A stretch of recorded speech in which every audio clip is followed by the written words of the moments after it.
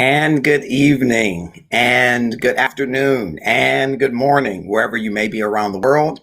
I am Marcus Holmes from the Love and Stuff community, and we are pleased to come again to you live with another Black History moment across all platforms, on YouTube events, Twitch TV, on the Love and Stuff page, which is our home base for this effort and initiative, on the Marcus R. Holmes page, and on LinkedIn Live via Restream. We're pleased to come back to you. And this week, all week, we have been talking about the writings and writers in the African American experience. And so today we continue that with a brief look at some of the Harlem Renaissance. I say brief because there is just so much information that we love to share. And while we are 365 Black, we realize that 28 days or 29 days on a leap year are not sufficient to illuminate and elevate the voices of our forefathers and ancestors who walked in excellence and humility, and who walked in struggle and adversity and made so many unique contributions to our world. And so if you will just drop in the comments that you are here across platforms, I would be so excited to know that you are here with us on all of these platforms. So thank you so much. And we will get started. I just, again, want to thank those of you that have been on this 28-day journey with us. We are on the journey, but we have not finished the journey yet. And we are hoping that you will continue to go the entire journey with us. And what a wonderful journey of information that we have gleaned from those that have shared with us, and also those who have come before us. So I will start with a little bit of the information from the Poetry Foundation as an introduction to the Harlem Renaissance. A quote from Langston Hughes, who was a part of that movement in time, from The Negro Artist and the Racial Mountain, which we will read a few excerpts of in just a moment. We younger Negro artists who create now intend to express our individual dark-skinned selves without fear or shame. If white people are pleased, we are glad. If they are not, it doesn't matter. We know we are beautiful and ugly too. End quote, Langston Hughes. In the 1920s, creative and intellectual life flourished within African American communities in the North and Midwest regions of the United States, but nowhere more so than in Harlem. The New York City neighborhood, encompassing only 3 square miles, teemed with Black artists, intellectuals, writers, and musicians. Black-owned businesses, from newspapers, publishing houses, and music companies to nightclubs, cabarets, and theaters, helped fuel the neighborhood's thriving scene. Some of the era's most important literary and artistic figures migrated to or passed through the Negro capital of the world, helping to define a period in which African American artists reclaim their identity and racial pride in defiance of widespread prejudice and discrimination. The origins of the Harlem Renaissance lie in the Great Migration of the early 20th century, when hundreds of thousands of Black people migrated from the South into dense urban areas that offered relatively more economic opportunities and cultural capital. It was, in the words of editor, journalist, and critic Alan Locke, a spiritual coming of age for African American artists and thinkers who seized upon their first chances for group expression and self-determination. Harlem Renaissance poets such as Langston Hughes, Claude McKay, and Georgia Douglas Johnson explored the beauty and pain of Black life and sought to define themselves and their community outside of white stereotypes. Poetry from the Harlem Renaissance reflected a diversity of forms and subjects. Some poets, such as Claude McKay, used culturally European forms. The sonnet was one, melded with a radical message of resistance, as in, if we must die. Others, including James Weldon Johnson and Langston Hughes, brought specifically Black cultural creations into their work, infusing their poems with the rhythms of ragtime, jazz, and blues. From 1914 to 1919, these years marked the beginning of the Great Migration, a period between 1916 and 1970 during which millions of African Americans migrated from the South to the North to flee the economic exploitation that accompanied life as a Southern sharecropper or tenant farmer, as well as violent and pervasive racism. They sought well-paying industrial jobs left vacant in the wake of World War II, which cut off cheap immigrant labor from Europe and introduced white laborers to join the armed forces. More than 175,000 African Americans settled in Harlem alone. 1920 to 1924, the literary aspect of the Harlem Renaissance is said to have begun with a dinner at the Civic Club celebrating African American writers. The likes of Countee Cullen and W.E.B. Du Bois mingled with members of the white literary establishment, and doors open. Editor and critic Alan Locke was offered the chance to create an issue of the magazine survey graphic on Harlem, Mecca of the New Negro, which later became a book-length study.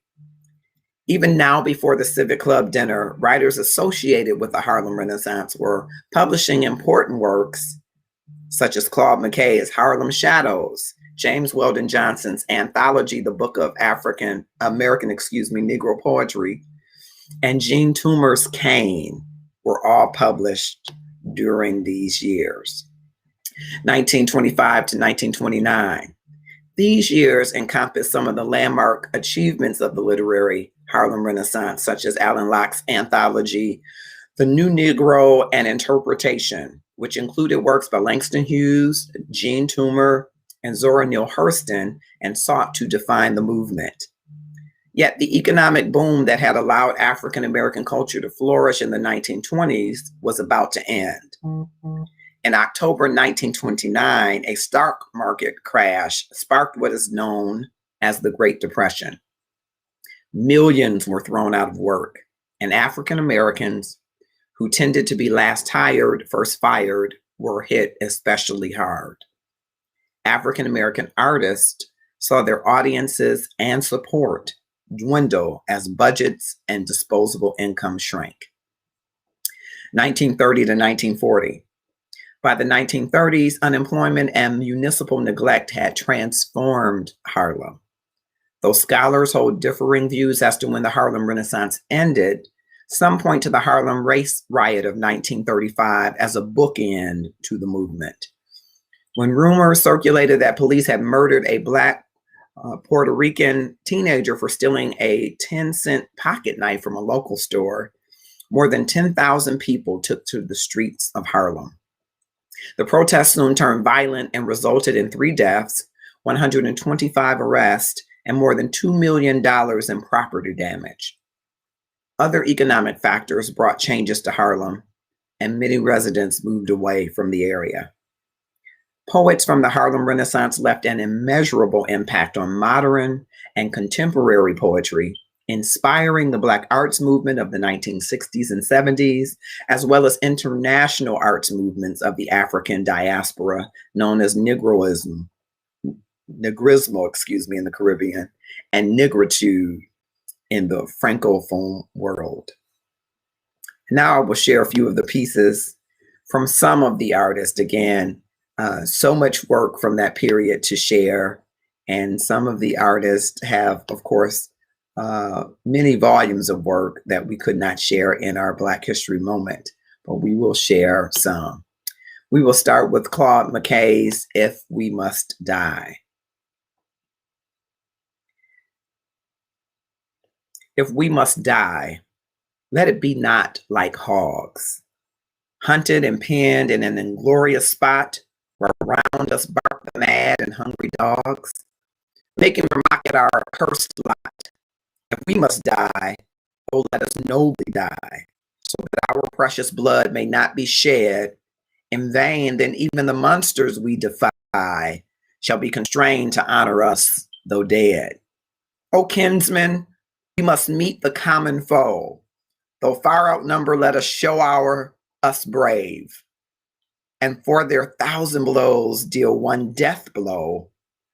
What thought before us lies the open grave.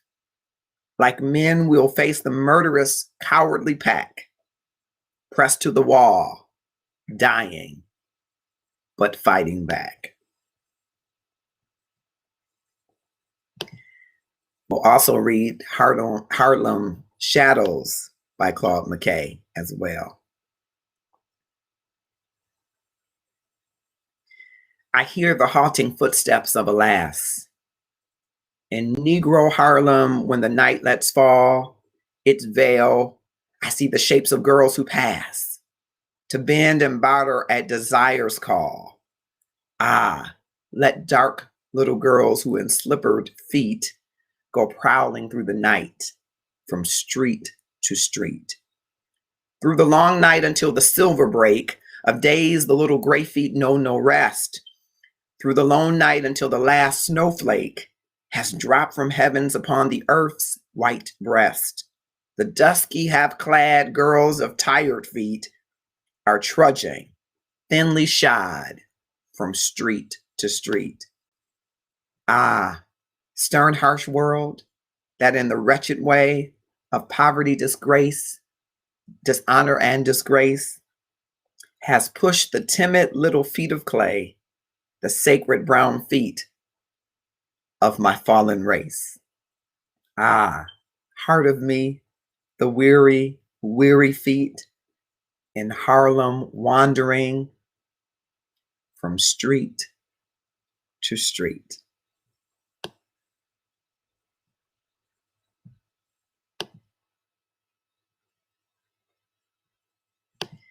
And we will read some excerpts from The Negro Artist and the Racial Mountain, Langston Hughes.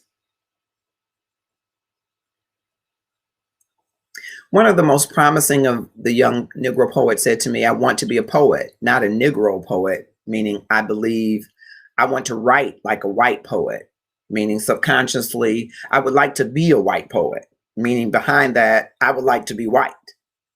And I was so sorry the young man said that, for no great poet has ever been afraid of being himself. And I doubted then that with his desire to run away spiritually from his race, this boy would ever be a great poet. But this is the mountain standing in the way of any true Negro art in America. This urge within the race toward whiteness, the desire to pour racial individuality into the mode of American standardization, and to be as little Negro and as much American as possible. But let us look at the immediate background of this young poet. His family is of what I suppose one would call the Negro middle class, people who are by no means rich, yet never uncomfortable nor hungry, smug, contented, respectable folk, members of the Baptist Church. The father goes to work every morning. He is a chief steward at a large white club. The mother sometimes does fancy sewing or supervises parties for the rich families of the town. The children go to a mixed school. In the home, they read white papers and magazines. And the mother often says, "Don't be like niggers," when the children are bad. A frequent phrase from the father is, "Look how well a white man does things." And so the word white comes to be unconsciously a symbol of all virtues. It holds for the children beauty, morality, and money. The whisper of, "I want to be white," runs silently through their minds. This young poet's home is, I believe, a fairly typical home of the colored middle class. One sees immediately how difficult it would be for an artist born in such a home to interest himself in and interpreting the beauty of his own people. He is never taught to see that beauty. He is taught rather not to see it, or if he does, to be ashamed of it when it is not according to Caucasian patterns. For racial culture, the home of a self-styled high-class Negro has nothing better to offer. Instead, there will perhaps be more apping of things white than in a less cultured or less wealthy home. The father is perhaps a doctor, lawyer, landowner, or politician. The mother may be a social worker or a teacher, or she may do nothing and have a maid. Father is often dark, but he has usually married the lightest woman he could find. The family attend a fashionable church where few really colored faces are to be found, and they themselves draw a color line. In the North, they go to white theaters and white movies, and in the South, they have at least 2 cars and house like white folks. Nordic manners, Nordic faces, Nordic hair, Nordic art, if any, and an Episcopal heaven. A very high mountain indeed for the would-be racial artist to climb to in order to discover himself and his people. But then there are the lowdown folks, the so-called common element, and they are the majority. May the Lord be praised. The people who have their nip of gin on Saturday nights and are not too important to themselves or the community or too well-fed or too learned to watch the lazy go round. They live on 7th Street in Washington or State Street in Chicago, and they do not particularly care whether they are like white folks or anybody else. Their joy runs bang into ecstasy. Their religion soars to a shout. Work maybe a little today, rest a little tomorrow. Play a while, sing a while. Oh, let's dance. These common people are not afraid of spirituals, as for a long time their more intellectual brethren were, and jazz is their child. They furnish a wealth of colorful, distinctive material for any artist because they still hold their own individuality in the face of American standardizations. And perhaps these common people will give to the world a truly great Negro artist, the one who is not afraid to be himself. Whereas the better class Negro would tell the artist what to do, the people at least let him alone when he does appear, and they are not ashamed of him, as if they know he exists at all. And they accept what beauty is their own without question. Certainly there is, for the American Negro artist who can escape the restrictions the more advanced among his own group would put on him, a great field of unused material ready for his art. Without going outside his race, and even among the better classes within their white culture and conscious American manners, but still Negro enough to be different, there is sufficient matter to furnish a Black artist with a lifetime of creative work. And when he chooses to touch on the relations between Negroes and whites in this country, with their innumerable overtones and undertones, surely, and especially for literature and the drama, there is an inexhaustible supply of themes at hand. To these, the Negro artist can give his racial individuality, his heritage of rhythm and warmth, and his incongruous humor that so often, as is the blues, becomes ironic laughter mixed with tears. But let us look again at the mountain. A prominent Negro club woman in Philadelphia paid $11 to hear Raquel Meller sing Andalusian popular songs. But she told me a few weeks before she would not think of going to hear that woman. Clara Smith, a great Black artist, sing Negro folk songs. And many an upper-class Negro church even now would not dream of employing a spiritual in its services. The drab melodies in white folks' hymn books are much to be preferred. We want to worship the Lord correctly and quietly. We don't believe in shouting. Let's be dull like the Nordics, they say in effect. The road for the serious Black artist then would produce a racial art is most certainly rocky and the mountain is high. Until recently, he received almost no encouragement for his work from either white or colored people. The fine novels of Chestnut go out of print with neither race noticing their passing. The quaint charm and humor of Dunbar's dialect verse brought to him in his day largely the same kind of encouragement one would give a sideshow freak. A colored man writing poetry, how odd. Or a clown, How amusing. The present vogue and things Negro, although it may do as much harm as good for the budding colored artist, has at least done this. It has brought him forcibly to the attention of his own people, among whom for so long, unless the other race had noticed him beforehand, he was a prophet with little honor. I understand that Charles Gilpin acted for years in Negro theaters without any special acclaim from his own. But when Broadway gave him 8 curtain calls, Negroes too began to beat a tin pan in his honor. I know a young colored writer, a manual worker by day, who had been writing well for the colored magazine for some years, but it was not until recently he broke into the white publications and his first book was accepted by a prominent publisher that the best Negroes in his city took the trouble to discover that he lived there. Then almost immediately they decided to give a grand dinner for him. But the society ladies were careful to whisper to his mother that perhaps she'd better not come. They were not sure she would have an evening gown. The Negro artist works against an undertow of sharp criticism and misunderstanding from his own group and unintentional bribes from the white. Oh, be respectable, write about nice people, show how good we are, says the Negroes.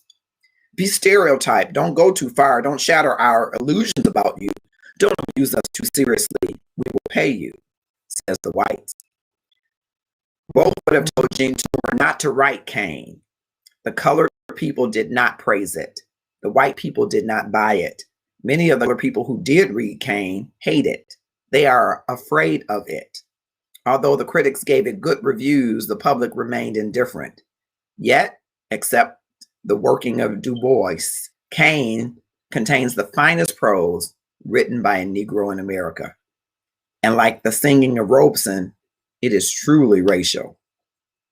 But in spite of the Nordic-sized Negro intelligentsia and the desires of some white editors to have an honest American Negro literature already within us, now I await the rise of the Negro theater. Our folk music, having achieved worldwide fame, offers itself to the genius of the great individual American Negro composer who is to come. And within the next decade, I expect to see the world of a growing school of colored artists who paint and model the beauty of dark faces and create with new techniques the expressions of their own soul world. And the Negro dancers who will dance like flame, and the singers who will continue to carry our songs to all who listen. They will be with us in even greater numbers tomorrow. That's an excerpt from Langston Hughes, The Negro Artist and the Racial Mountain. Come back tomorrow. We will certainly, I think, finish that and introduce some of the work of Gene Toomer, especially Cain. I think it will be a great reading. We will look at redacting some of the language that may be strong. So I apologize if the language was strong for you. I'm reading from the text.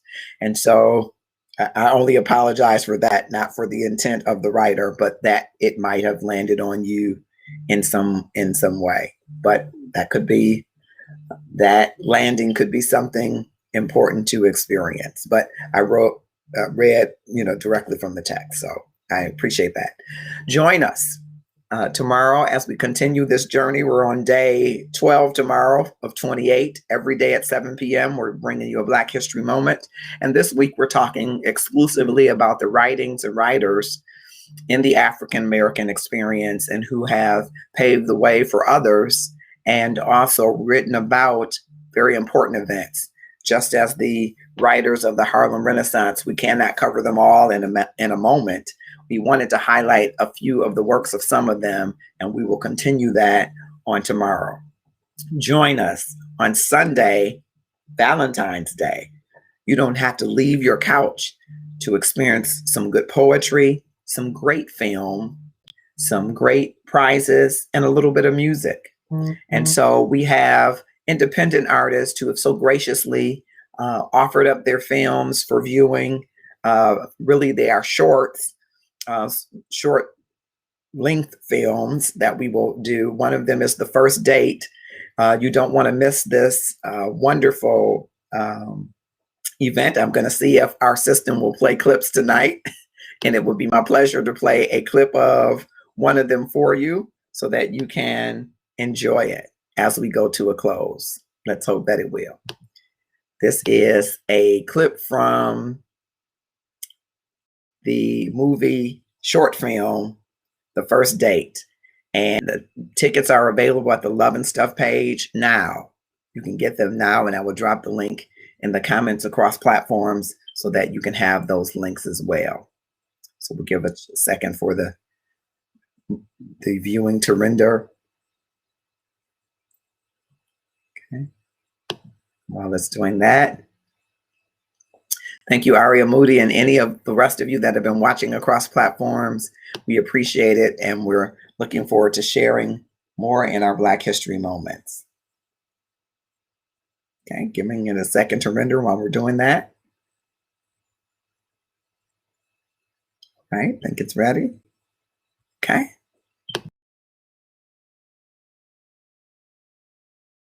No, girl, that's what I'm trying to figure out. Oh my God. Look, the guy he showed me, that's his brother.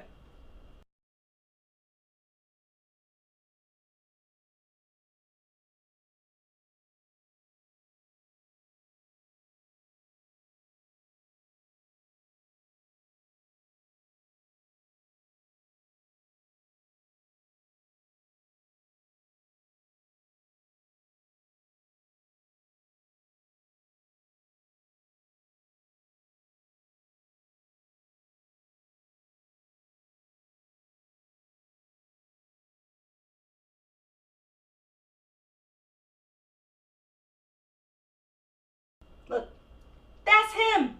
In the background, all the